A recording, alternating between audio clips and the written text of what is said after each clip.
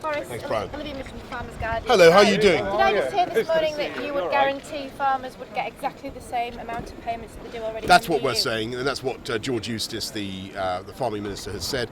No government in its right mind is going to want to take away any support from farming. What we are saying is that clearly there'll be some money left over because we currently contribute about $5.5 billion to the FEOGA budget, to the EAGGF. We get about $2.9 billion back. Some of the we'd have some flexibility there. Net, we get about £10 billion a year. The other point we're making is we take back control. So if it comes to some crazy regulation, like you've got to slaughter a sheep with 2 teeth in a certain way to take out its spinal tissue or whatever, that finally would be within our power to vary. Same point can be made about 3-crop rotation when you've got more than 30 acres, or whatever it happens to be. If you take back control, you can lift, we think, a lot of the burden of regulation and red tape from UK farmers.